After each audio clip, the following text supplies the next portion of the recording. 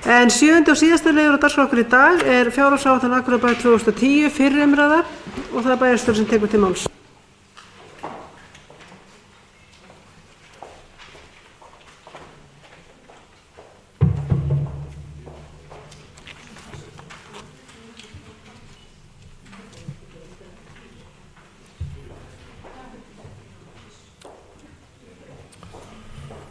Forseti, ágætu bæjarfulltrúar, við hafið fengið í hendur þau gögn sem ég ætla nú að byggja mál mitt á og get þar af leiðandi fylgst vonandi þokkalega með því sem að ég mun fara yfir. En fjárhagsáætlun Akureyrarbæjar sem hér lögð fram við fyrri umræðu í bæjarstjórn sannarlega unnin við óvenjulegar efnahagslegar aðstæður eins og allir vita. Nú rúmt ár síðan íslensku bankarnir urðu gjaldþrota einn af öðrum með skelfilegum afleiðingum fyrir land og þjóð. Frá því að þetta gerðist hafa opinberir aðilar, ríki og sveitarfélög, sem og fyrirtæki, heimili og einstaklingar leita leiða til að laga sig að þeim efnahagsaðstæðum sem skapast hafa.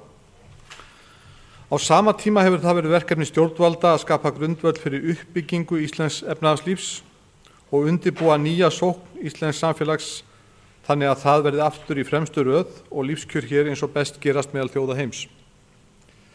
Þó svo að menn greini á leiðir í þessum efnum, eins og greinilega hefur komið fram í umræðum á Alþingi, allt þetta ár getum við öll verið sammála ofangreind markmið. Þegar horft til rekstrarumhverfis sveitarfélaga almennt og Akureyrarbæjar sérstaklega, má segja að áhrif efnahagshrunsins séu margþætt. Ég bendi hér á 3 þætti til að varpa ljósi á þann vanda sem sveitarfélagið glímir við.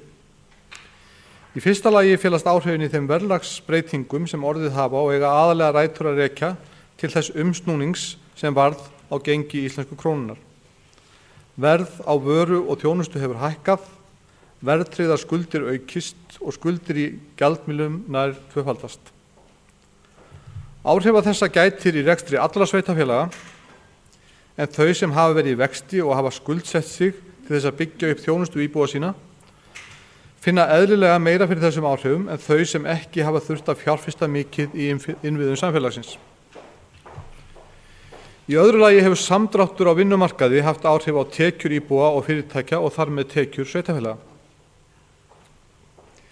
Í þriðja lagi má ætla að staða margra íbúa hafi breyst frá því sem áður var, sem kallar á endurmat á þeirri þjónustu sem þörf fyrir frá sveitarfélaginu. Vart þó hægt að tala að það verkefni sé hafið svo nokkru nemi. Það ljóst að ofantalin atriði snerta sveitarfélögum með mismunandi hætti og mest áhrif þeirra hjá svokölluðum vaxtarsveitarfélögum. Sveitarfélögum þar sem íbúum fjölgaði mest og atvinna, stundum tímabundin, var næg fyrir alla. Akureyri hefur verið flokkað með þessum sveitarfélögum með réttu, en staðreyndin þó sú að vöxtur og þensla voru hér með mun hóflegri hætti en það sem mest gekk á. Það við þessar aðstæður sem fjárhagsáætlun Akureyrarbæjar fyrir árið 2010 unnin. Megin markmiðið við gerð hennar að laga rekstur bæjarins að þessum breyttu aðstæðum og tryggja að útgjöld verði í samræmi við áætlaðar tekjur. Við gerð áætlunarinnar lögð áhersla á að vernda þá þjónustu sem byggð hefur verið upp á undanförnum árum og forðast eins og kostur uppsagnir starfsmanna. Á sama tíma hefur allra leiða verið leitað til að draga úr kostnaði og segja má að flestum steinum hafi verið velt við í leita leiðum að þessu markmiði. Meirihlutinn í bæjarstjórn bauð minnihluta til samstarfs þessa vinnu strax við upphaf fjárhagsáætlunarvinnu 2009 og tóku öll framboðin þátt í gerð og samþykkt fjárhagsáætlunar þess árs. Sömu vinnubrögð hafa verið viðhöfð við gerð þeirrar fjárhagsáætlunar sem hér verður lögð fram til fyrri umræðu. Full ástæða til þess að þakka oddvitum, bæjarfulltrúum og nefndarmönnum allra framboða fyrir gott samstarf við áætlunargerðina til þessa. Fjárhagsáætlun ársins 2009 var unnin meðan mjög erfitt var að meta hvaða áhrif efnahagshrunið myndi hafa á tekjur og útgjöld bæjarins. Ljóst var þó að framundan væri tími tekjusamdráttar, leið og útgjöld myndu halda áfram að aukast að óbreyttu. Jafnframt var ljóst að framundan var voru miklar breytingar á vinnumarkaði, tímabili þenslu var lokið og atvinnuleysi fyrirsjáanlegt í vissum greinum. Eins og áður sagði var frá upphafi gengið út frá þeirri forsendu að allra leiða yrði leitað til að draga úr útgjöldum án þess að leggja af starfsemi og segja upp fólki. Þetta þýddi meðal annars að draga þyrfti úr þjónustu við íbúa á allmörgum sviðum, en það var þó gert með þeim hætti að hort var fyrst á dýrasta hluta þjónustunar og þann sem minnst var nýttur þegar ákvarðanir voru teknar.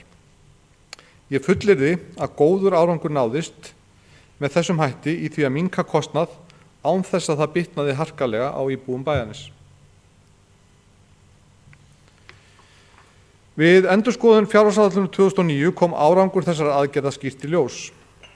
Útgjöld höfðu vissulega aukist frá því sem upphafleg áætlun gerði ráð fyrir, en sú aukning var fyrst og fremst vegna aðstæðna sem stjórnendur stofnana og deilda höfðu ekki á valdi sínu. Atriði eins og verðlagsþróunar, kjarasamninga og ákvarðana stjórnvalda. Reksturinn hefur hins vegar gengið vel hvað varðar þá þætti sem stjórnendur bæjarins hafa á sínu valdi og sem dæmi það má nefna að dregið hefur úr yfirvinnu í bæjarkerfinu öllu, ferðakostnaður hefur minnkað verulega, dregið hefur úr kostnaði vegna námskeiða, ristnu og móttöku gesta og svo mætti lengi telja. Á þeirri glæru sem að þið sjáu nú ágættu bæjarfulltrúar koma fram upplýsingar aðalsjóð og tekjur og gjöld hans og rekstrar niðurstöðu. Annars vegar samkvæmt upphaflegri fjárhagsáætlun, hins vegar samkvæmt þeirri útgönguspá eða útkomuspá sem við gerum nú ráð fyrir að muni gilda uppgjör ársins. Jafnframt hafa tekjur verið meira en reiknað var með í upphaflegri áætlun og þess vegna nú allt útlit fyrir að rekstur ársins 2009 skili mun betri niðurstöðu en gert var ráð fyrir í upphafi árs. Snúum okkur þá að fjárhagsáætlun ársins 2010. Við gerð áætlunar ársins 2009 var gert ráð fyrir að því verkefni að laga útgjöld af minni tekjum og auknum fjármagnskostnaði yrði ekki lokið á einu ári. Þess vegna var gengið út frá hallarekstri á árinu 2009 en stefnt að því að ná jafnvægi í rekstri bæjarins að nýju á árinu 2010. Það var því ljóst að áfram þyrfti að vinna að því að draga úr útgjöldum á árinu 2010. Framan af þessu ári voru horfur í efnahagsmálum óvissar og þess vegna mögulegt að meta hve stórar ákvarðanir þyrfti að taka til þess að tryggja hallalausan rekstur næsta árs. Þess vegna voru forsendur og rammi fyrir áætlun ársins 2010 samþykktar af bæjarráði með seinna móti í ár eða ekki fyrir en 7. október. Einstakar nefndir hófu þó vinnu í september og fjölluðu sínar stofnanir samhliða vinnu bæjarráðs. Nú var launaáætlun í fyrsta skipti gerð í launaáætlunarkerfi SAP. Launaáætlunin sem þannig unnin byggir á nýjustu forsendum kjarasamninga og tekur mið af þeim breytingum sem samið hefur verið á árinu. Ásamt því að áætla launatengd gjöld miðað við forsendur hvers og eins starfsmanns. Bæjarráð vann að fjárhagsáætlunarvinnunni á 8 fundum frá 8. október fram til 3. desember og seinni hluta þess tímabils voru einnig haldnir nokkrir fundir oddvita framboðan í bæjarstjórn áætlunina og forsendur hennar. Bæjarráð vísaði fjárhagsáætluninni síðan til bæjarstjórnar til fyrri umræðu í bæjarstjórn þann 8. desember, það er að segja í dag. Bæjarstjórn mun væntanlega afgreiða áætlunina endanlega eftir seinni umræðu á síðasta bæjarstjórnarfundi ársins. Starfsmenn bæjarins hafa lagt á sig mikla vinnu á undanförnum vikum og mánuðum til þess að áætlunin yrði tilbúin á þessum tíma. Ég vil þakka öllum þeim sem kom að vinnunni og lögðu sitt af mörkum til þess að tryggja að þau markmið sem að var stefnt við gerð þessarar áætlunar hafa að mestu náð fram að ganga. Þann 1. júní síðastliðinn sameinuðu sveitarfélögin Akureyri og Grímsey eins og allir vita. Tekjur og útgjöld taka sjálfsögðu breytingum af þessum ástæðum og ef mið tekið af tekjum sveitarfélagsins Grímseyjar á árinu 2008 má ætla að útsvarstekjur hins sameinaða sveitarfélags, það er að segja heildartekjur hins sameinaða sveitarfélags, aukist ca. 55 til 60 milljónir á næsta ári.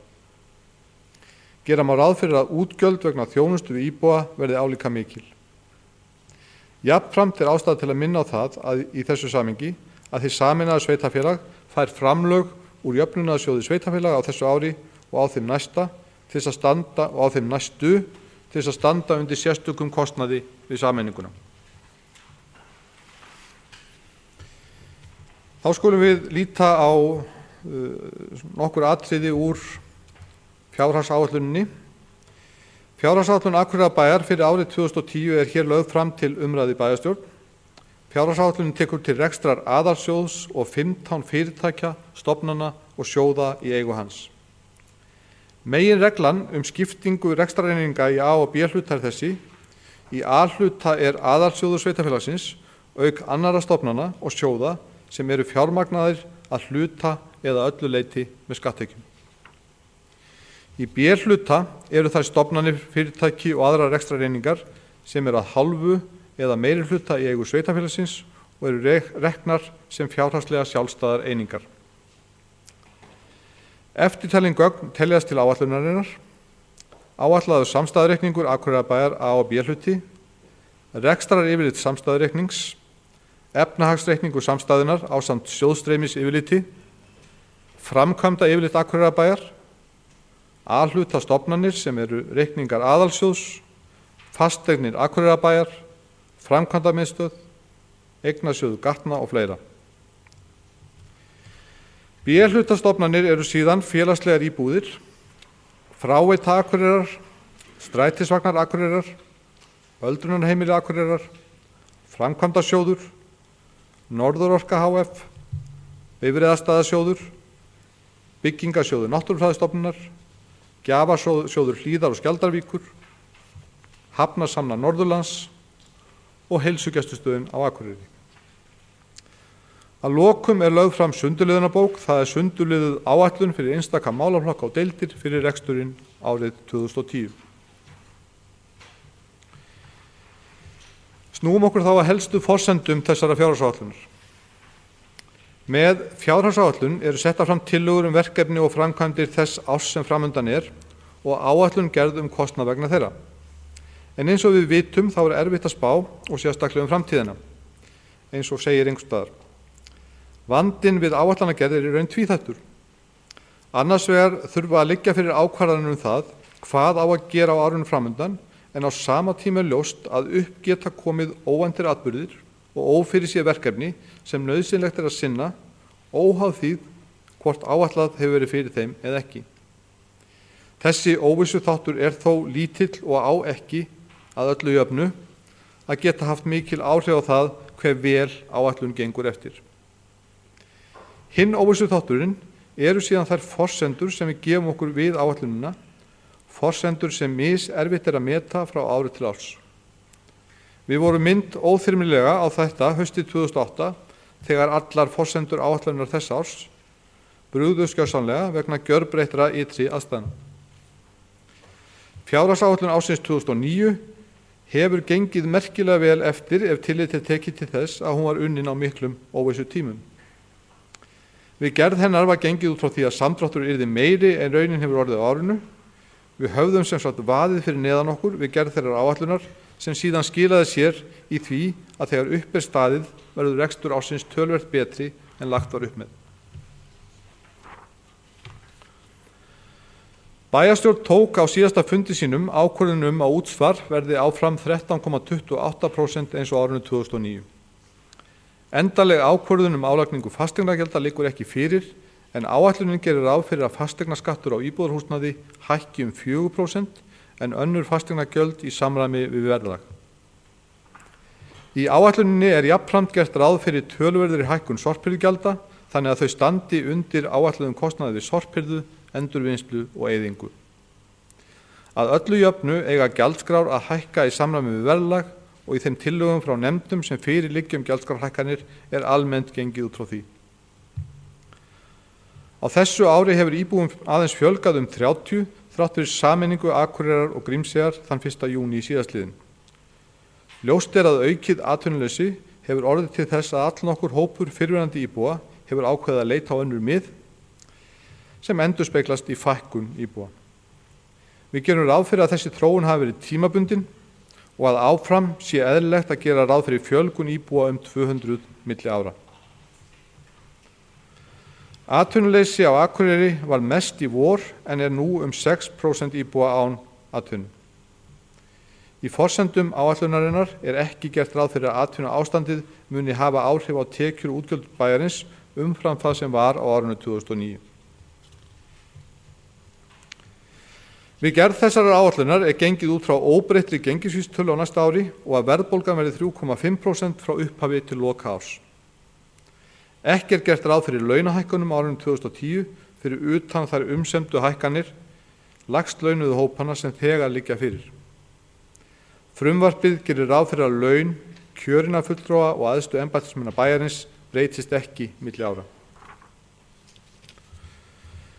Síðast en ekki síst gert ráð fyrir því að þær ákvarðanir sem teknar verða af hálfu stjórnvalda til þess að draga úr fjárlagahalla ríkisins muni ekki bitna á sveitarfélaginu umfram það sem þegar liggur fyrir.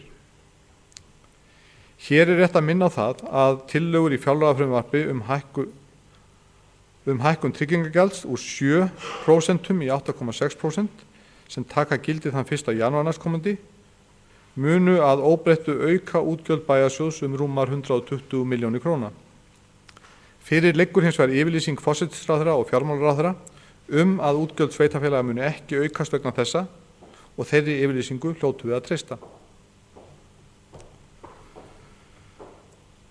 Snúum okkur þá að aðalsjóði. Tekjur aðalsjóðs áætlaðar 10.752 milljónir króna á árinu 2010 samanborið við 10.572 milljónir króna á árinu 2009. Tekjurnar skiptast þannig að skatttekjur áætlaðar tæpir 6,5 milljarðar, framlög jöfnunarsjóðs 950 milljónir og aðrar tekjur rúmir 3,3 milljarðar króna.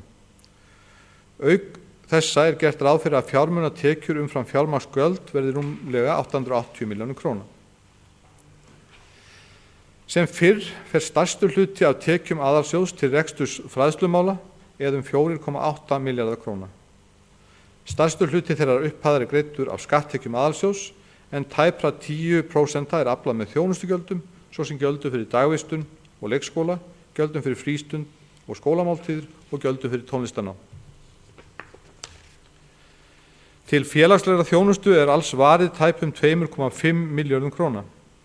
Akureyrarbær sinnir öldrunarþjónustu, málefnum fatlaðra og heilsugæslu fyrir ríkið samkvæmt þjónustusamningum. Heilsugæslan og öldrunarheimilin rekin sem sjálfstæðar einingar og renna greiðslur frá ríkinu vegna þeirra beint til þeirra eininga. Hins vegar í áætluninni gert ráð fyrir að ríki greiði 960 milljónir króna til aðalsjóðs vegna reksturs málefna fatlaðra og 111 milljónir króna vegna greiðslu húsaleigubóta. Tæplega 1 milljarði króna af skatttekjum verður því varið til félagslegra þjónustu á árinu.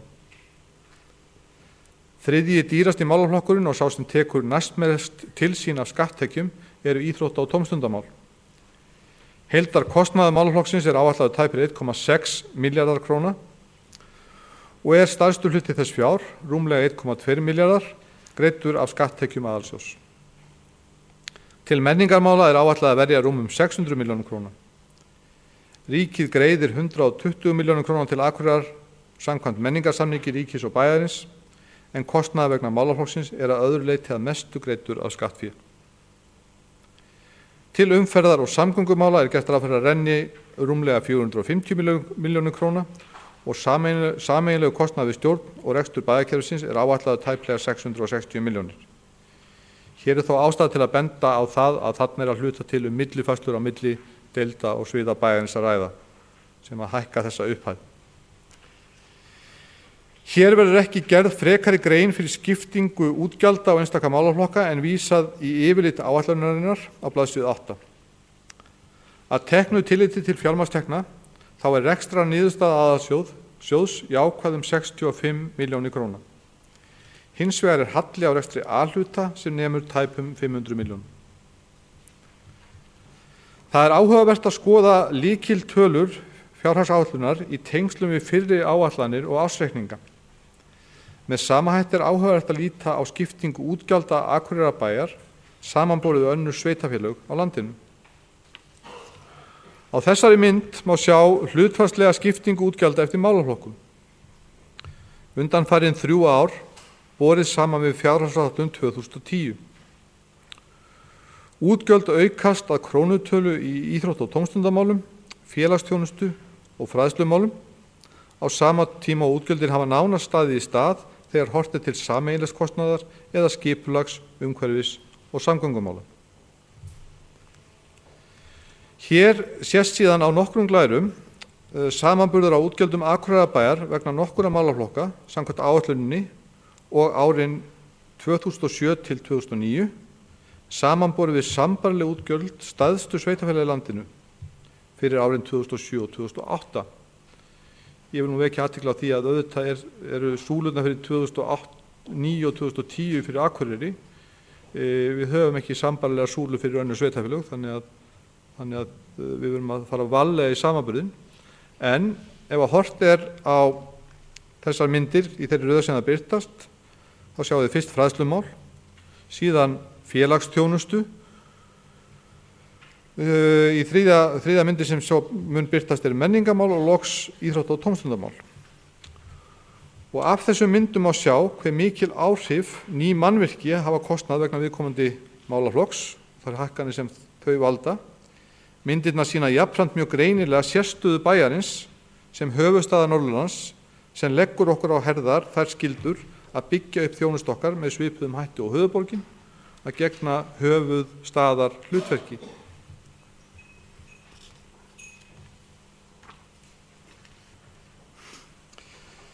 Snúum okkur þá að samstæðureikningi.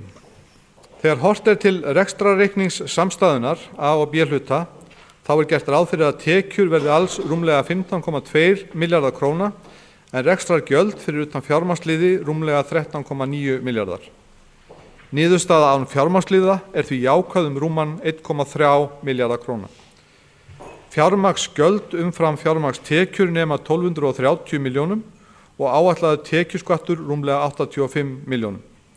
Rekstrarniðurstaðan er því jákvæð tæpar 8 milljónir króna.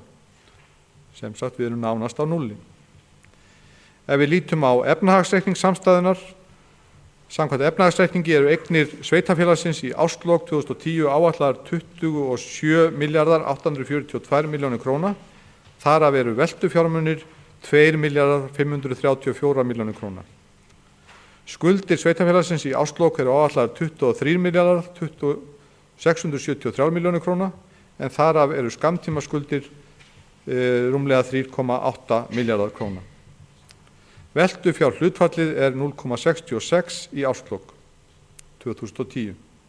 Bókfært eigið fé er áætlað 4 milljarðar 168 milljónir í árslok 2010 sem eru 17,6% af heildarfjármagni.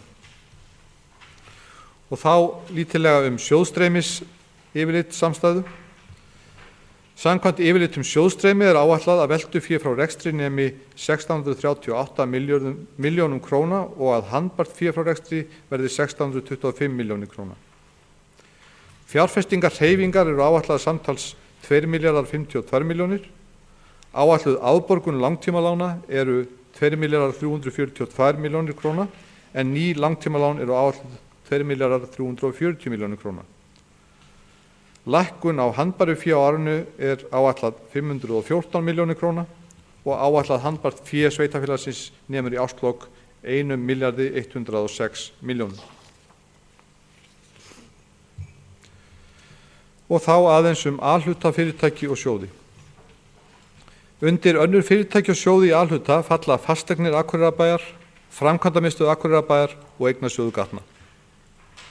Akureyrarbær tók ákvörðun á árinu 2002 að allar eignir yrðu settar í sérstakt félag, fasteignir Akureyrarbæjar, sem yrði algjörlega í eigu bæjarins.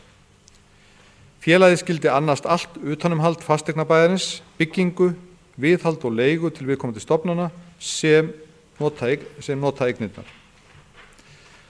Mörg sveitarfélög fóru aðra leið og stofnuðu sérstök fasteignafélög í samstarfi við banka eða einkaaðila sem eiga og reka fasteignir sem sveitarfélagið leigir síðan af félaginu. Mörg þessara félaga hafa lent í fjárhagslegum vanda eða jafnvel orðið gjaldþrota. Nokkuð hefur borið á því að sveitarfélög hafa orðið að leysa til sín fasteignir sem þeim eru nauðsynlegar til að sinna lögbundnum rekstri sínum, þegar fasteignafélög hafa komist í þrot. Slíkt hefur ekki verið upp á teningnum hér á Akureyri, enda nær allar eignir sem bærinn þarf vegna starfsemi sinnar í eigu bæjarins. Umfang fasteigna Akureyrarbæjar er mikið, er að ræða umsýslu með 100 fasteignum, auk 260 leiguíbúða. Stærsta einstaka eignin að flatarmáli er Boginn sem er ríflega 9.000 fermetrar. Heildarflatarmál eigna sem er í umsjá FAK eða fasteigna Akureyrarbæjar eru rúmlega 130.000 fermetrar, þar af 25.000 fermetrar í íbúðarhúsnæði. Brunabótamat alls húsnæðisins er vel yfir 20 milljarðar króna. Í framkvæmdaáætlun fasteigna Akureyrarbæjar er gert ráð fyrir að framkvæmt verði fyrir rúmlega 1,4 milljarða króna á árinu 2010. Stefnt er að því að ljúka 2 stórum framkvæmdum, menningarhúsinu Hofi annars vegar og íþrótta- og fimleikahúsi við Giljaskóla hins vegar. Framkvæmdir á vegum eignasjóðs gatna eru áætlaðar fyrir 250 milljónir króna. Loks gerir áætlunin ráð fyrir því að á vegum B-hluta fyrirtækja verði framkvæmt fyrir 600 milljónir. Alls gerir áætlunin ráð fyrir að framkvæmdir á vegum bæjarins og fyrirtækja hans muni kosta 2,3 milljarða, samanborið við 2,8 milljarða á þessu ári og svipaði upphæð á árinu 2008. Og til að útskýra munin á þeirri upphæð sem ég nefndi, þess að 2,3 milljörðum og þeirri upphæð sem stendur á glærunni, þá liggur hann í því að við gerum ráð fyrir tekjum á móti upp á rétt rúmar 100 milljónir í gegnum gatnagerðargjöld, fyrst og fremst.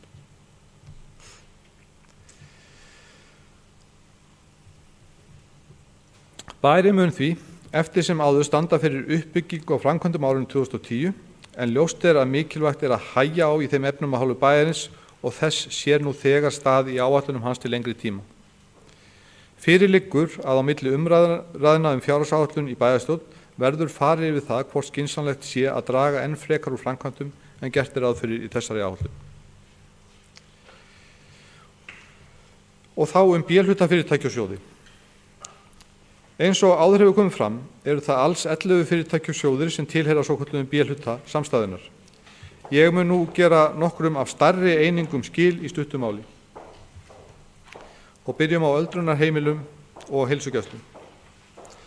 Akureyrarbær sinnir öldrunarþjónustu og sér rekstur heilsugæslu samkvæmt sérstökum samningum við ríkið. Að öllu jöfnu er gert ráð fyrir að framlög ríkisins samkvæmt þessum samningum dugi fyrir rekstri þessara stofnana. Ríkið hefur boðað samdrátt í framlögum til reksturs heilsugæslu og öldrunarheimila á næsta ári, þrátt fyrir kjarasamningsbundnar launahækkanir, hækkun tryggingagjalds og hækkun almenns rekstrarkostnaðar. Til þess að mæta þessari lækkun framlaga er búið að skera niður yfirvinnu, útköll og fleira í rekstraráætlun næsta árs. Þrátt fyrir þær aðgerðir þarf að hækka árlegt framlag bæjarins til öldrunarheimilisins á næsta ári til að enda nái saman í rekstri þess. Rætt hefur verið að bygging og rekstur öldrunarheimila verði alfarið verkefni sveitarfélagana innan 2 til 3 ára og vonandi verður að því. Þannig má ná fram meira samræmi innan sveitarfélagsins í heildarþjónustu við þennan aldurshóp sem jafnframt verður þá markvissari og betri fyrir einstaklingarna sem njóta hennar. Og þá aðeins Norðurorku. Fjárhagsáætlun Norðurorku gerir ráð fyrir að rekstrartekjur verði tæpir 2,2 milljarðar króna og rekstrargjöld 1.357 milljónir. Rekstrarniðurstaða fyrir fjármagnslið og skatta verður því 825 milljónir króna í plús. Fjármagnsliði nettó verða 244 milljónir króna og reiknaður tekjuskattur 85 milljónir. Áætlunin gerir því ráð fyrir að rekstrarhagnaður verði tæpar 500 milljónir króna á næsta ári. Gætt hefur verið ítrasta aðhalds og hafa verið gerðar ýmsar ráðstafanir til að lækka kostnað á þessu ári sem mun að fullu koma til framkvæmda á næsta ári. Þrátt fyrir lækkun ýmissa kostnaðarliða, þar með talið launakostnaðar, er ekki gert ráð fyrir neinum uppsögnum og fyrirtæki mun halda upp í fullri þjónustu. Helstu breytingar á gjaldskrá Norðurorku eru þær að verð á heitu vatni mun hækka 2 krónur tonnið, vatnsgjald hækkar sem svara breytingu vísitölu neysluverðs 9,71% og loks hækkar dreifingarkostnaður á raforku 7,5%. Fjárfestingar Norðurorku eru áætlaðar 150 milljónir króna og gert er ráð fyrir að fjárfest verði í nýju hlutafé fyrir 50 milljónir króna, meðal annars í Norag, til að standa undir hluta af framkvæmdakostnaði við nýja aðveitustöð í Krossanesi. Afborganir lána eru áætlaðar 521 milljón króna. Ekki gert ráð fyrir nýjum lántökum á árinu. Stjórnendur Norðurorku eru þó að huga að hugsanlegri skuldbreytingu nokkurra eldri lána með það í huga að lengja lánstíman og létta þannig nokkuð greiðslubyrði lána á næstu árum. Og fjórða B-hluta einingin sem ég ætla að gera að umtalsefni hér er Hafnasamlag Norðurlands. En rekstur Hafnasamlagsins gekk vel á þessu ári og í endurskoðaðri fjárhagsáætlun 2009 er gert ráð fyrir að tekjur umfram gjöld verði 18 milljónir króna.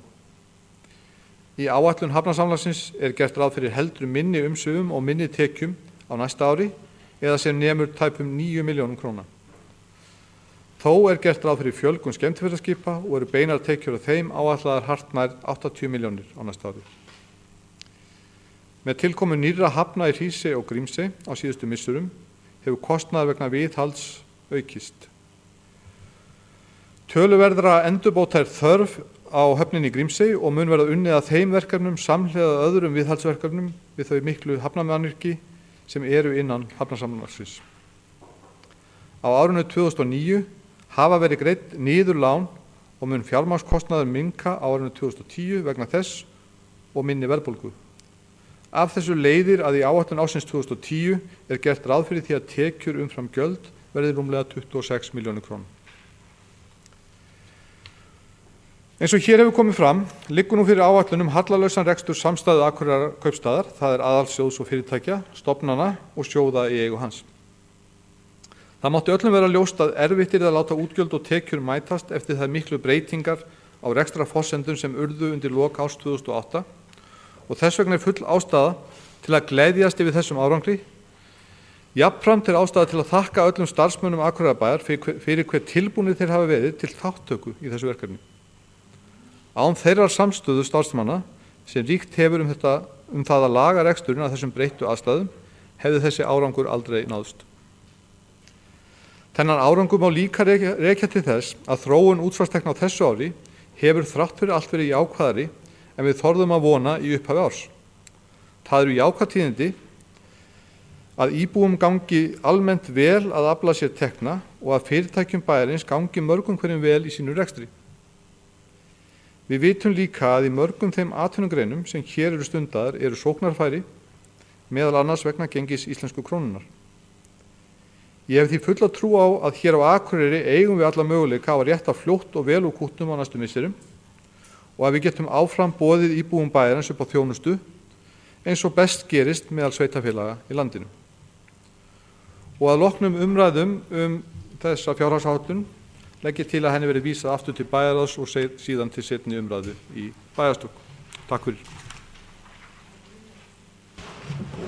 Næstur mælendaskrá er Jóhannes Bjarnason.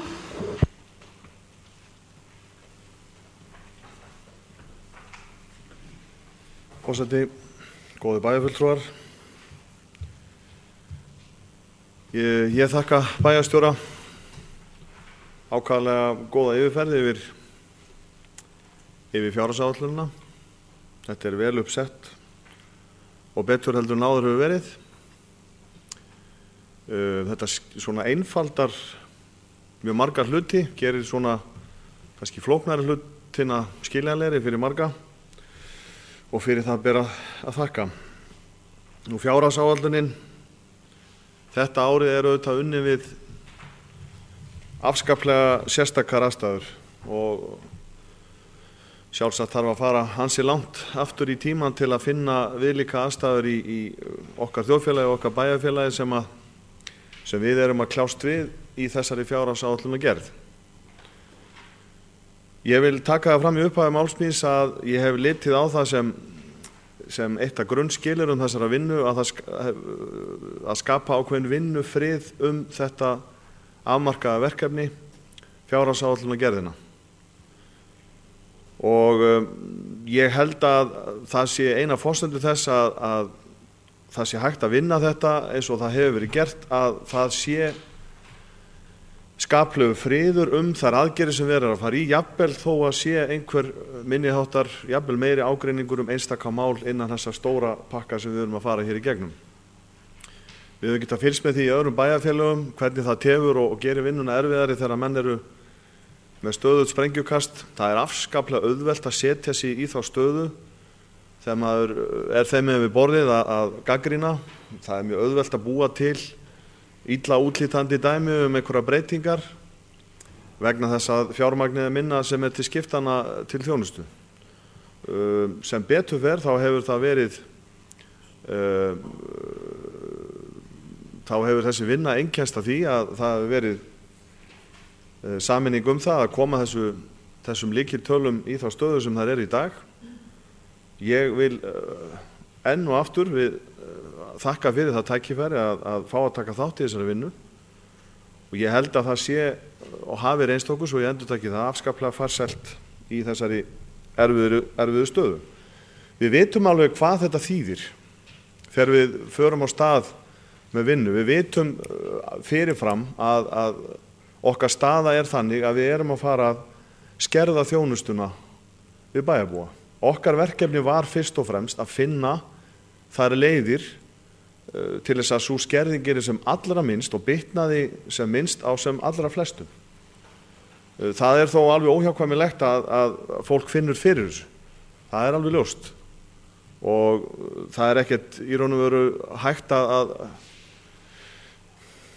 er ekkert að forðast á umræðu sem slíka. Ég er hins vegar býsna sáttur við hvernig til tókst í heildina.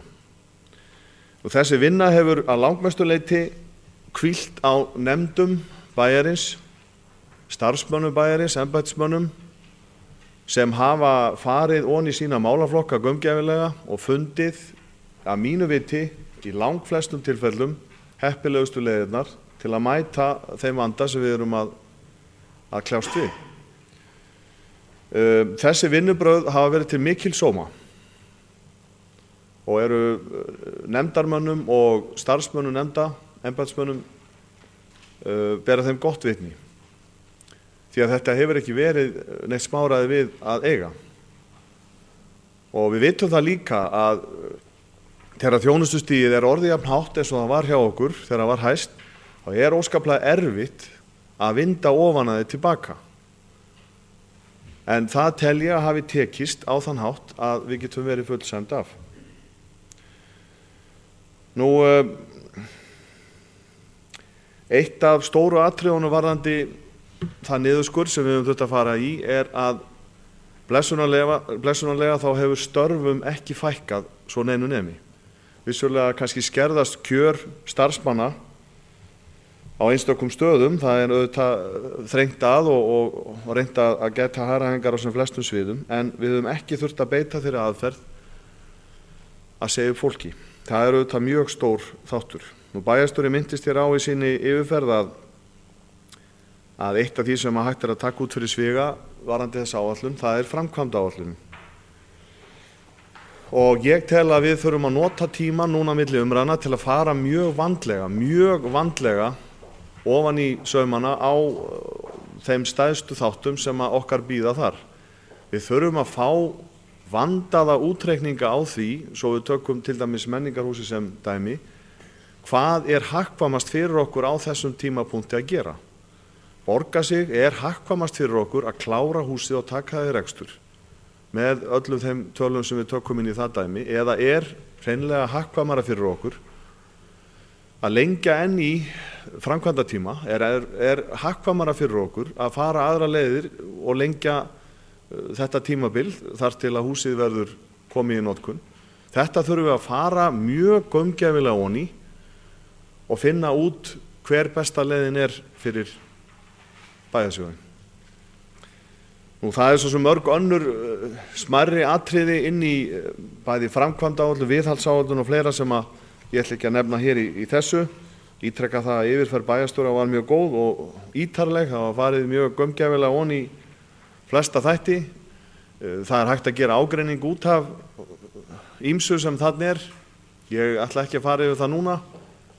Við notum þennan tíma fram að seinni umræðu til þess að finna lausnir á þeim málum og vonandi verða allir sáttir við.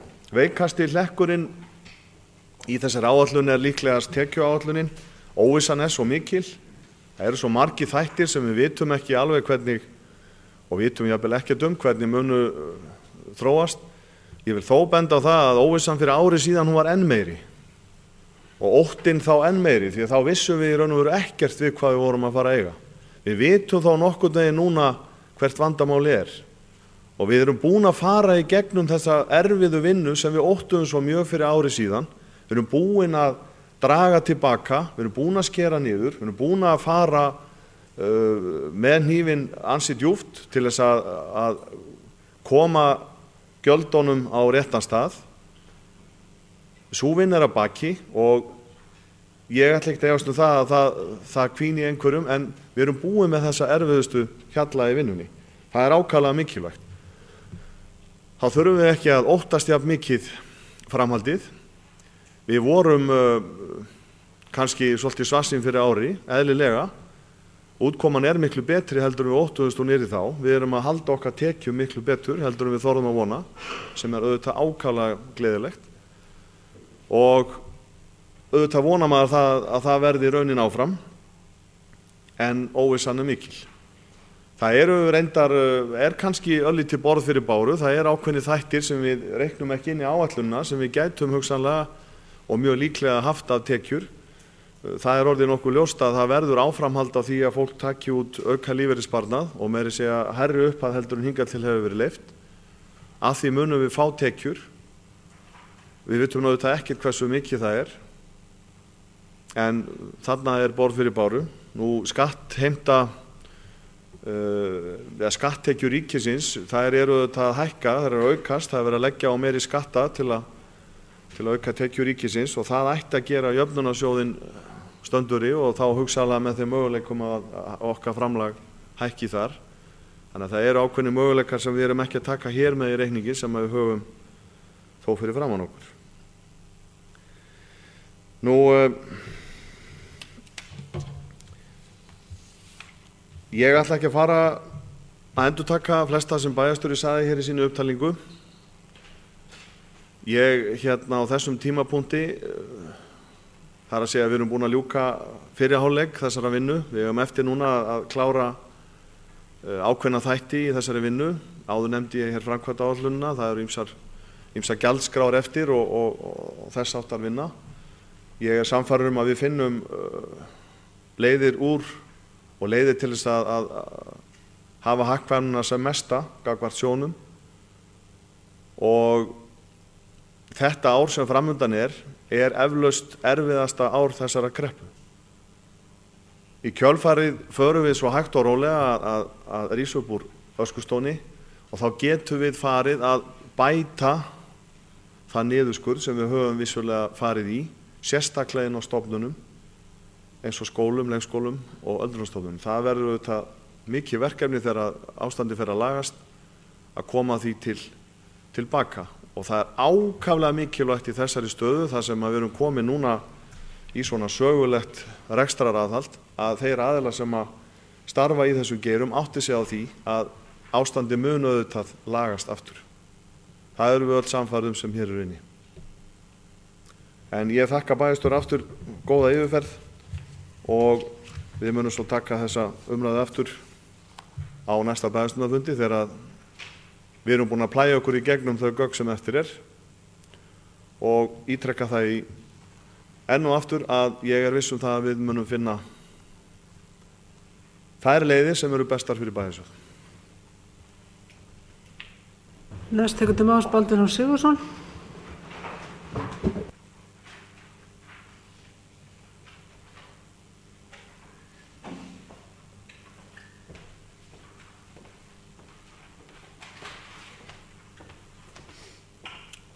Forseti, ágætu bæjarfulltrúar.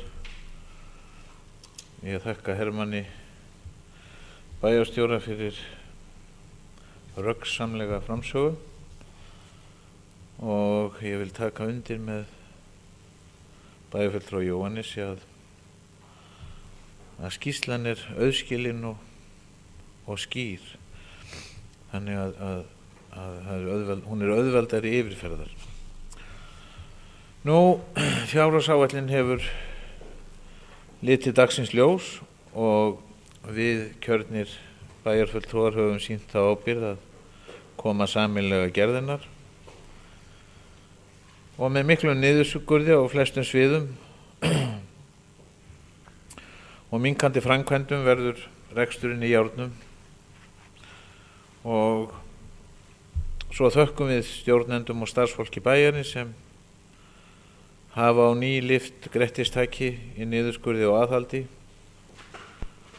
og þó nokkuð víst að einhver útgjöld eigum eftir að fást við sem eigum eftir að líta dagsins ljós. Ef maður skoðar þessa þróun aftur í tíman og fram á næsta ár, þá sýnist mér heildarskuldir samstæðuna fara úr 14 milljörðum 2007 í 23,6 2010. Eigið fé bæjarins var 2007 tæpir 10 milljarðar en verður 4 milljarðar 2010. Eiginfjárhlutfalli var 0,40 2007 en verður 0,15 2010 sem heldur lágt. Eigið fé hvers bæjarbúa fer úr 563.000 2007 niður í 235.210. Heildarskuldir hvers bæjarbúa voru 766.000 en verða 1250.000 2010. Þær miklu framkvæmdir sem við höfum staðið í undanfarin ár hafa því miður flestar farið stórlega fram úr áætlunum og það eru hluti sem við þurfum í framtíðin að taka á og láta ekki plata okkur upp úr skónum að einhverju komi með vitlausar reiknikúnstir og sín okkur. Sumar hverjar hafa þrefaldast frá upprunalegum áætlunum og þegar við erum að fjármagna stórframkvæmdir með lánum þá hefur það reynst okkur erfitt og svo eigum við eftir að reka mannvirkin sem kostar sitt. Þannig að næstu ár verða ár aðhalds og lítilla framkvæmda og líklega verða kosningaloforðin okkar í vor hófstilltari en áður og næstu ár lítilla framkvæmda og áherslan frekar lögð á hana á endum saman og reyna að ná niður skuldum. Vonandi verða þó skatttekjur okkar í jafnvægi áfram en það fer að sjálfsögðu eftir atvinnuástandinu og einnig er viss óvissa með framlögur jöfnunarsjóði. Vegna þeirra miklu verðhækkana og hækkana á almenni neysluvöru þurfum við að gæta þess að fara ekki fram að brúninni og því að almenningur þegar hann nær ekki endum saman þá fyrst verður vandinn sýnilegur og því þurfum við ætíð að hafa þá staðinn til hliðsjónar þegar auknar álegur eru lagðar á bæjarbúa og þegar aukavinna er skorin við tróg að menn ná endum saman. Það þurfa allir að ná endum saman og það verðum við kjörnir bæjarfulltrúar ætíð að hafa í huga á niðurskurðartímum. Takk. Orðið er laust fjárhagsáætlun Akureyrarbæjar 2010. Oddur Helgi Halldórsson tekur til máls.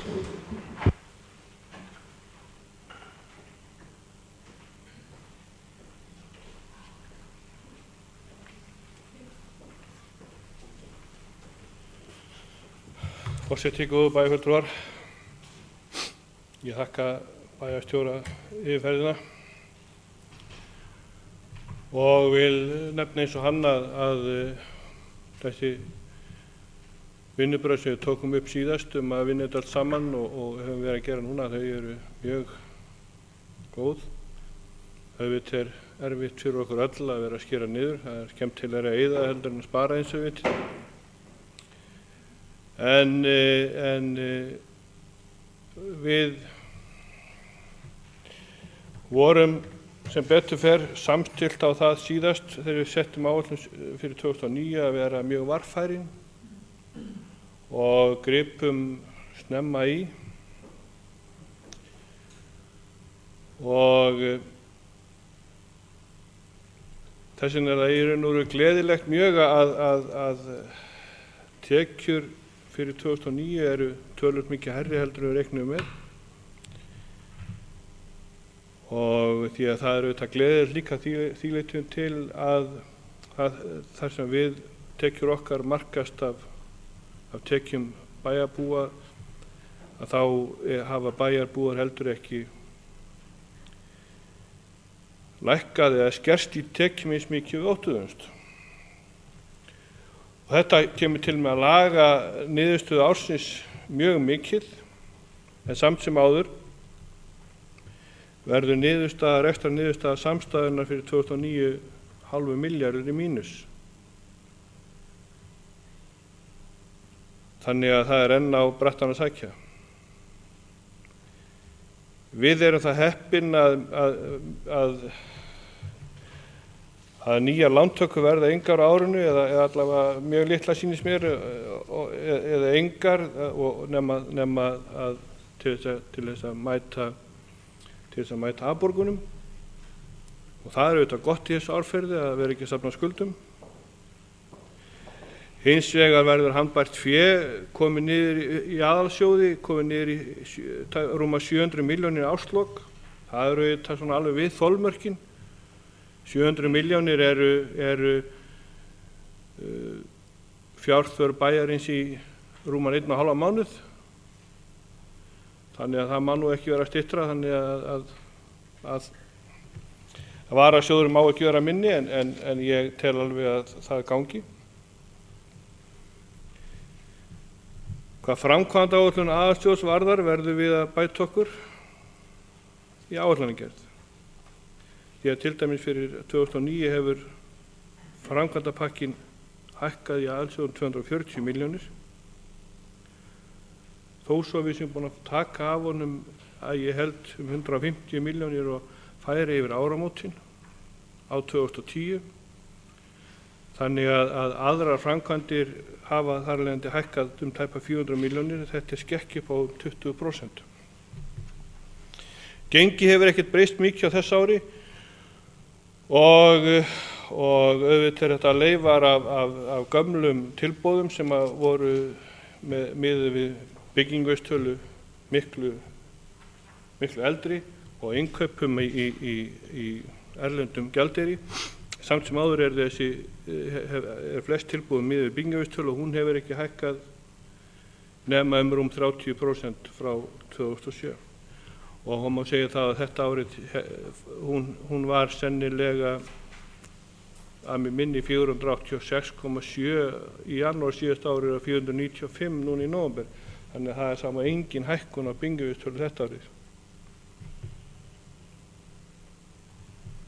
Ég myndi þess vegna því þegar svona gefur á bátinu svona, ég vil skera meira niður og vil finna leiði til þess.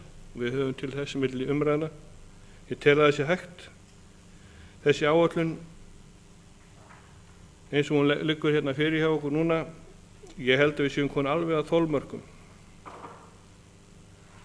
Til dæmis reiknum við með því að verðbólgan verði 3,5% og ég var hræddur að við séum full bjartsýn þar, að hún verði meiri. Það kostar okkur líka. Ég var líka til í að fresta og hægja á ýmsum framkvæmdum eins og bæjarfulltrúi Jóhannes orðaði.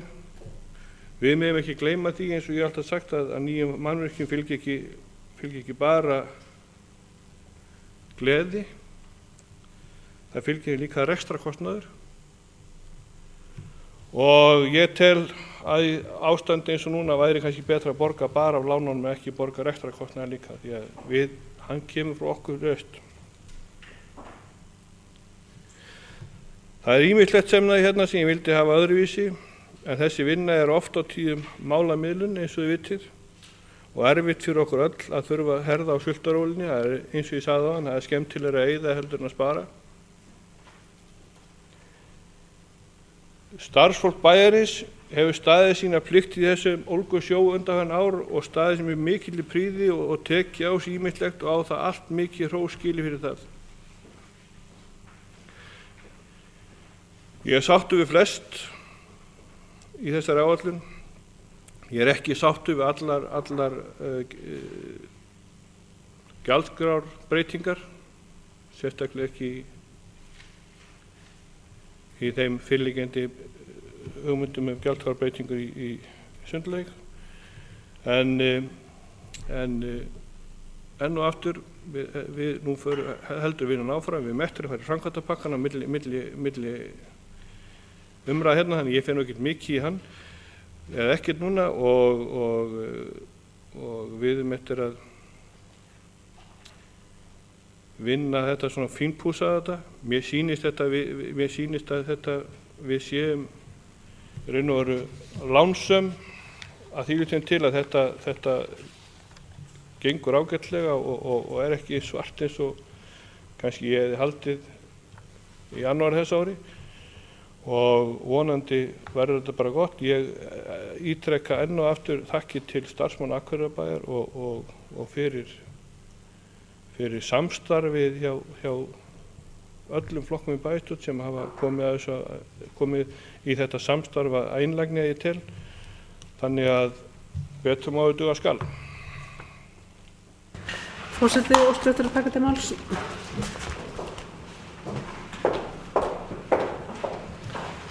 Forseti, ágætu bæjarfulltrúar. Ég vil taka undir þakkir til bæjarstjóra fyrir afar greinargóða yfirferð hér áðan. Þetta var mjög gott að nýta sér þessa tækni með glærurnar og ég vonast til þess að þetta skili sér til bæjarbúa í gegnum sjónvarpið.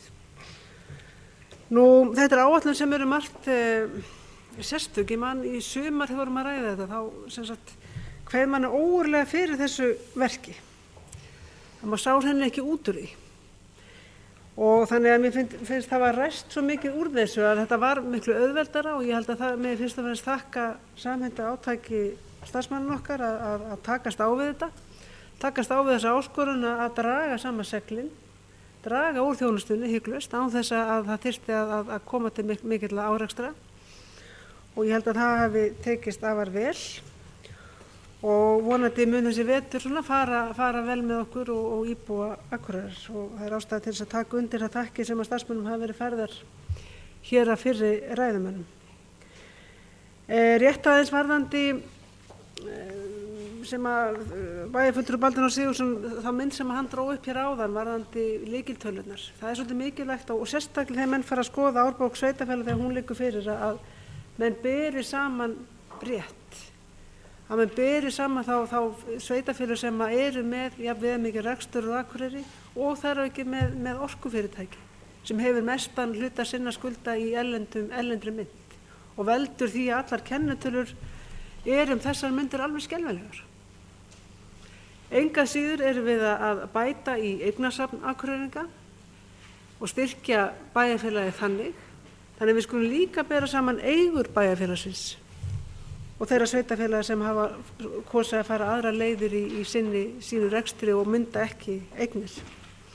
Þannig ég held svolítið mikilvægt að við bæjarfulltrúar gætum þess að draga ekki upp allt of svarta mynd af ástandinu. Nóg er nú samt. Og okkar hlutverk hérinni á fyrst og fremst að vera það að reyna að horfa til framtíðar og vera dálítið keik og bjartsýn til framtíðar. Og við vissum það á síðasta hausti að næstu 2 árin yrðu martraðarkennd og þau hafa svo sannlega verið það þetta ár og við getum ekki annað en vonast til þess að með hækkandi sól förum við að rísa rétt úr kútnum á ný. Hvað varðar hækkun á framkvæmdum þá var nú farið yfir þetta daginn að þetta felst mikið til í hækkun á fjármagnskostnaði. Bara eins og í Hofi þá það eitthvað í kringum 300 milljónir sem felast í því. Það er einfaldlega árferði sem við erum að byggja í núna. Og í rauninni er þetta versti tími sem hægt að veljast til að standa í þessum framkvæmdum. Og það sem eftir á að gerast það er að kaupa inn ljós og sviðsbúnað frá erlendis frá sem hefur hækkað helming bara út af gengisþróun og öllu því. En Ég held að við getum verið nokkuð sátt við þessa áætlun með það óvissu sem við búum í, þessar forsendur sem við höfum gefið okkur ekki verri heldur en hverjar aðrar. Verðum einfaldlega að sjá eins og við höfum gert á þessu ári frá mánuði til mánaða hvernig rauntölur er að samsvara sig við áætlun.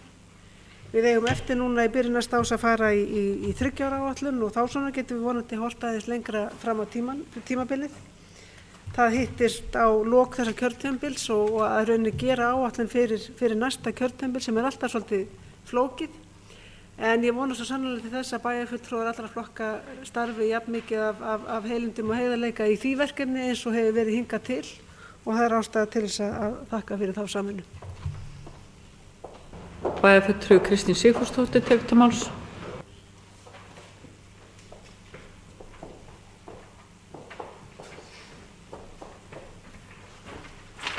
Já, forseti, góðir bæjarfulltrúar. Ég tek undir það að hér er búið að fara afar greinilega, skilmerkilega yfir fjárhagsáætlunina og það nánast þrekvirki hvernig þetta hefur tekist að koma þessu saman. Og það mikil vinna og það mikla útsjónarsemi til. Já, það engin þórðargleði fólgin í því að bera sig saman við önnur sveitarfélög miðað við til dæmis hvernig hefði staðan verið hjá okkur ef við hefðum nú haft þetta í einkaframkvæmd allar byggingar á skólunum hjá okkur og þurft núna að fara á þessum tíma að fara að kaupa þær til okkar.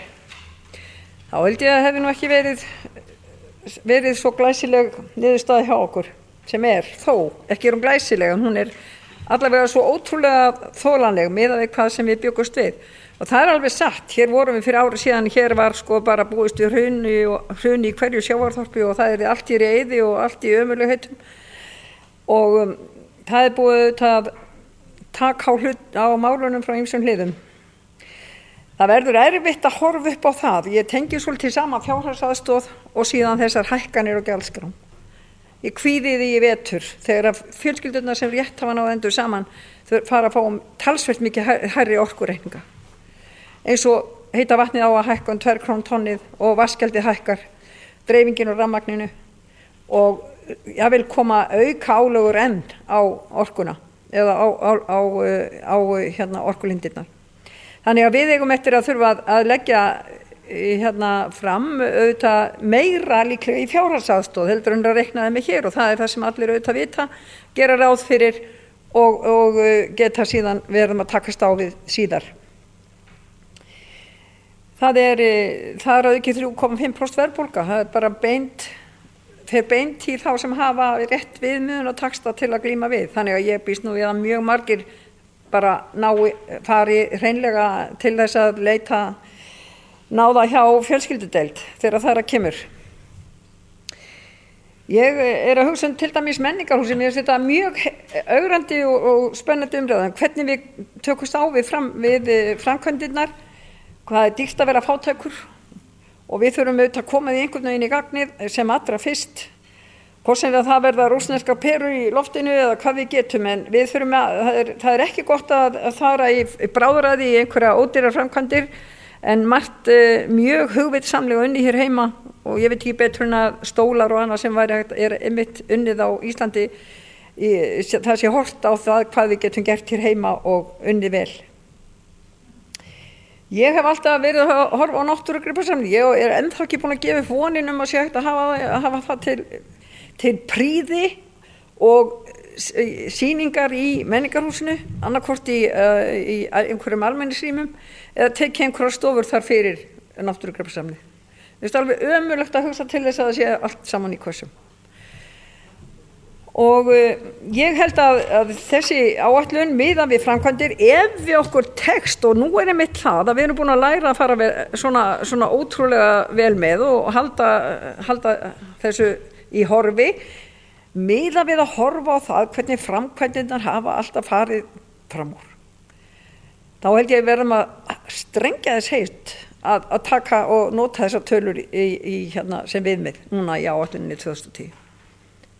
En þá frekar en áður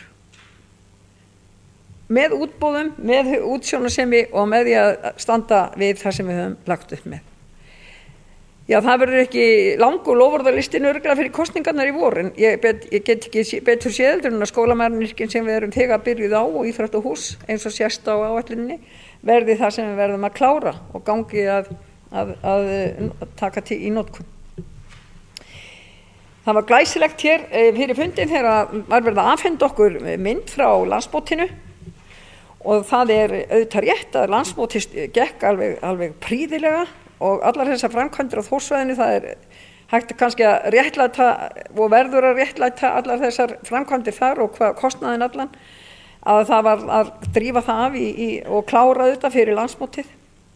Ánægjulegt til þess að vita að verði haldið Norðurlandamót fyrir tvítu og yngri næsta sumar hér á Akureyri. Og ég hefði haldið að við ættum að stefna því að reyna að auglýsa fleiri mót og til dæmis mót fyrir fatlaða gæti komið sér afar vel og þá munum við auðvitað tengja saman alla þessa þætti, bæði menningarhús, íþróttamannvirki, hvort sem þau eru yfirbyggð eða ekki. En ég á eftir að fara betur í þessa áætlun, en ég þakka öllu því góða fólki sem hefur lagt hönd á plóginn hér fyrir hönd okkar Akureyringa sem sé. Takk fyrir. Orðið laust 7. lið. Oddur Helgi Halldórsson tekur til máls.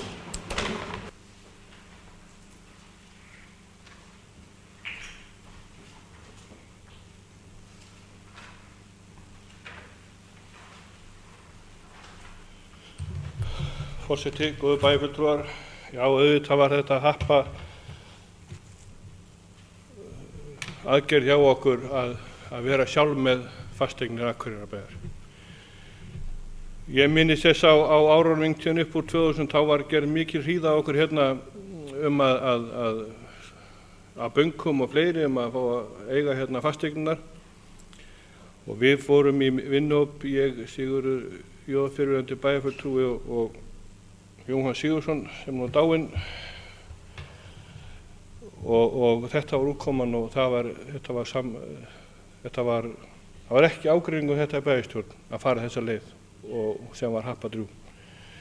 Mér langar aðeins að koma inn upp út af orðum Sigrúnar Bjarkar vegna þess að ég fór ekki svo djúpt í framkvæmdapakkann en þessar 400 milljónir sem ég nefndi áðan voru fyrir utan hof vegna þess að í áætlun fyrir 2009 áætlað fyrir 455 milljónir sem eiga að fara í hof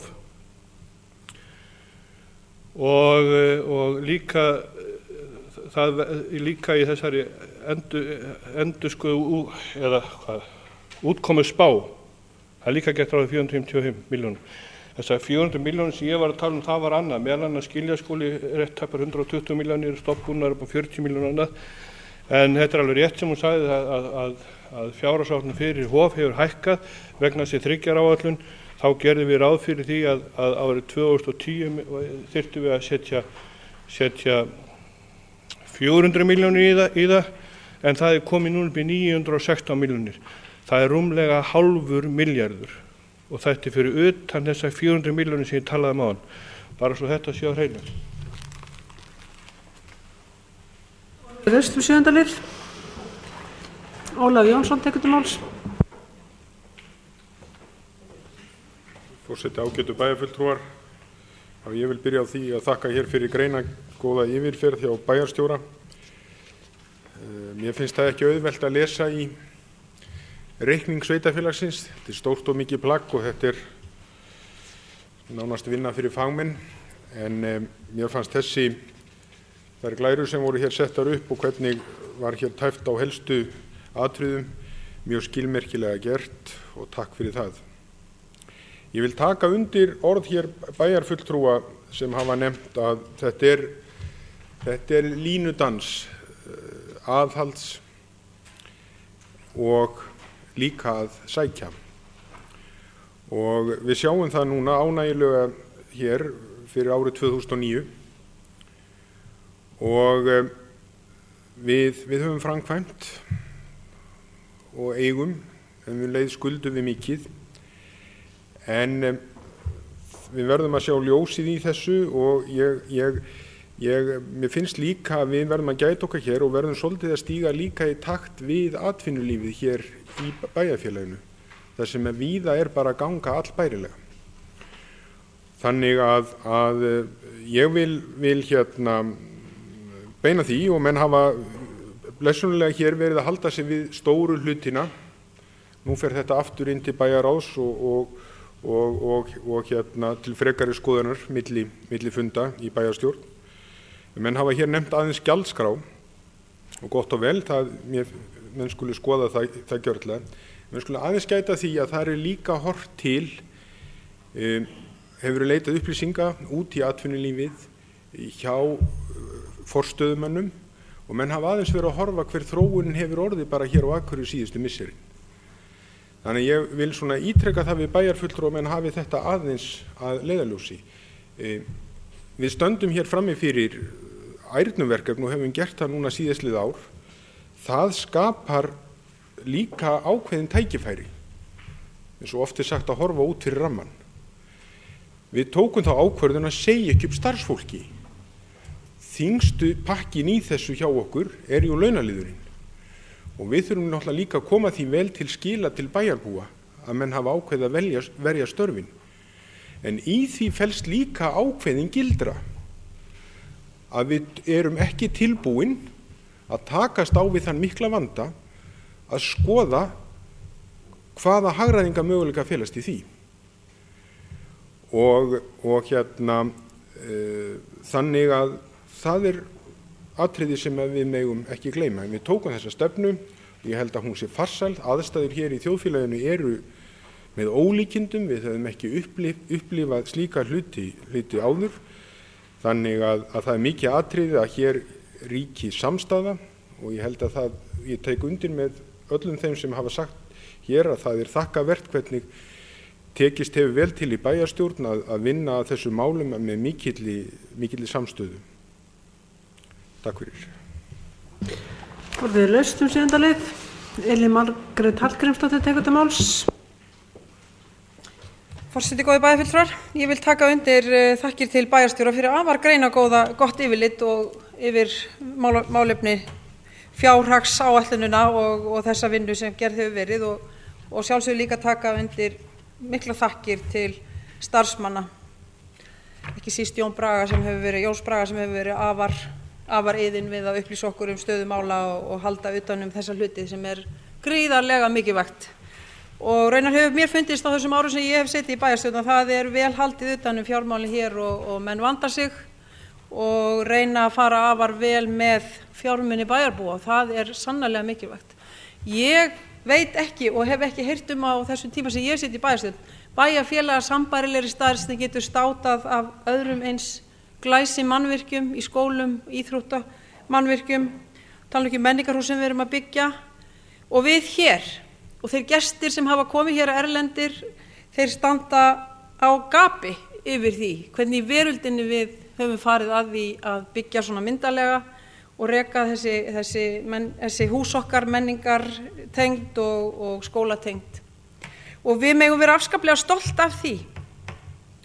Og vissulega erfitt í árferði eins og þessu að þurfa að hækka gjaldskrár og geta ekki veitt alla þá þjónustu sem við höfum kannski gert og viljum gera. En það jú mikilvægt að standa vörð störfin, fólk hafi atvinnu og þó að það þurfi að leggja harðar af sér, geta ekki veitt sér eins mikið. Þá held ég að þetta sé stefna sem skynsamleg og verjandi fyrir okkur. Þannig að vissulega kannski erum við ekki 100% sátt hvernig á að deila þessu fé sem við höfum. Auðvitað vildum við sem stöndum fyrir málaflokkum eins og ég í skólamálunum hafa meira þar en við búum afskaplega vel hér. Við erum með óvenjulega mikið að menntuðu fólki, kennurum, leikskólakennurum ekki síst, grunnskólakennurum, það nást 100% mönnun hjá okkur af fagfólki og að verða hátt í það í leikskólinn líka. Þetta auðvitað dýrara heldur en að hafa ófaglegt fólk, en við trúum því að hér sé unnið metnaðarfullt starf. Það skiptir gríðarlega miklu máli. Þannig eins og ég segi, ég trúi því að fjármunum okkar sé vel varið og við gerum eins mikið úr því og við mögulega getum. og svo bara að halda áfram í næstu viku eða í þessari viku að klára þetta sem að verður auðvitað loka hnykkin á þessari fjárhagsáætlanagerð fyrir næsta ár. Takk fyrir. Sigrún Stefánsdóttir tekur til máls.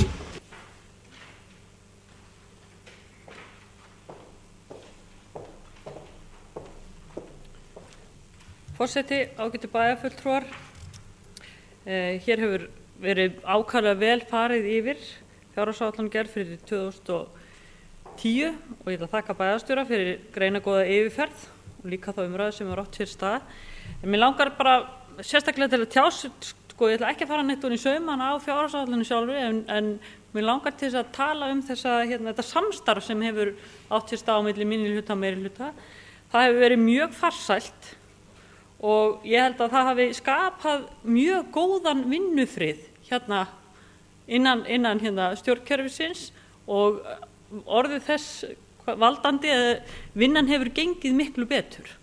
Það er svona jaðra við þegar maður fylgjast með þessu í öðrum bæjarfélögum að stundum sé hryðjuverka starfsemi í gangi þegar alltaf verið að níða niður allar tillögur sem gerðar eru og ég er með ánægð með hvað við tekist vel til með þetta samstarf. Ég hef líka afskaplega ánægð með starfsmenn Akureyrarbæjar.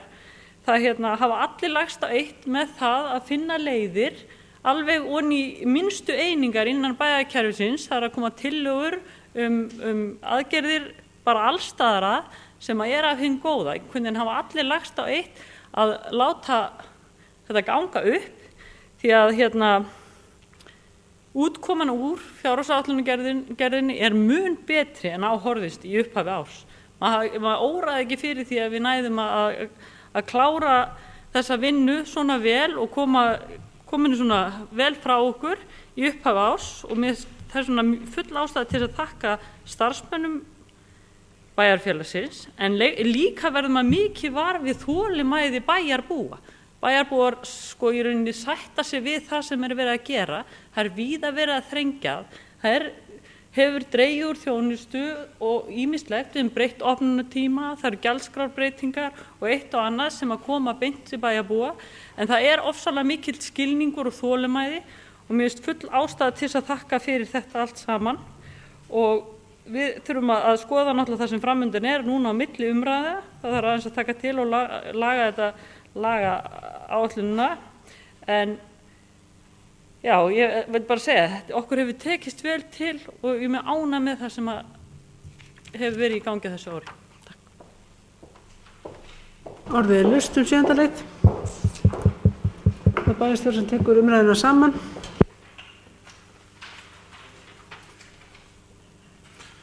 Forseti, ágætu bæjarfulltrúar, ég vil byrja á því að þakka fyrir ágæta umræðu þessa fjárhagsáætlun og þakka góð orð í minn garð vegna upphaflegrar framsögu. Það hefur ýmislegt borið hér á góma sem að væri ástæða til að bregðast við. Ég ætla kannski að gera það bara í mjög stuttu máli og fara yfir atriði sem ég finnst að þurfi að segja eitthvað Í fyrsta lagi þessi umræðu þróun kennitalna sem við fengum í máli allavega eins bæjarfulltrúa sem vissulega hefur verið neikvæð ef að einfaldlega litið á þetta með þeim hætti að segja berum saman árin 2007 og 2010 og skoðum hver þróunin hefur verið, þá það auðvitað sannarlega þannig að skuldir hafa aukist og eigið fé hefur minnkað og svo framvegis. En þetta á sér sínar augljósu skýringar og við erum ekki eyland í þessum efnum, við erum hluti af Íslandi, við erum að upplifa það sama eins og land í heild sinni og önnur sveitarfélög. Það má auðvitað, eins og ég hef áður sagt, auðvitað hefðum við hugsað okkur tvisvar varðandi einhverjar ákvarðanir sem við tókum 2006 eða 2007 ef að fyrir hefði legið hvað var í framundan. Það lá ekki fyrir og við vorum einfaldlega að bregðast við þörfum sveitarfélagsins fyrir uppbyggingu og við skulum ekki gleyma því að á bakvið hinar auknu skuldir eru náttúrulega miklar eignir. Þetta auðvitað skila sér í eignum samfélagsins, eignum sem við komum til með að eiga og búa að og nota í langan tíma hérðan í frá. Þetta er fjárfesting í grunngerð samfélagsins. Vissulega kemur hún fram í kennitölunum þessa dagana. Með sama hætti getum við kannski aðeins komið inn á þessa umræðu áætlanagerð og við getum öll verið sammála mikilvægi þess að það þurfi að vanda betur til áætlana og undirbyggja þær betur og við verðum öll líka jafn svekkt yfir því þegar við komumst að því að svona þær grunn upplýsingar sem við byggjum kannski ákvarðanir á reynast ekki nógu góðar. Við þurfum að breyta ákvörðunum en þar skulum við líka hafa þetta í huga að berum saman réttar tölur í umræðunni þegar hér fullyrt að kostnaðaráætlun einhvers mannvirkis hafi þrefaldast, þá það í rauninni ekki rétt. Þú getur borið saman fyrstu tölur annars vegar og lokatölur hins vegar og sagt þarna milli næstu því þrefaldum munur. En þá ekkert að bera saman eðlilegri réttu tölur vegna þess að frá því að fyrstu tölur koma fram þá teknar ákvarðanir breytingar, þá verður byggingavísitölu þróun 30% eins og kom fram hjá einum bæjarfulltrúann. Allt þetta leiðir til þess að ef við ætlum að horfa á þessa hluti í réttu ljósi, þá eigum við að reikna dæmið þannig að við séum með sambærilegar tölur í samanburðinum.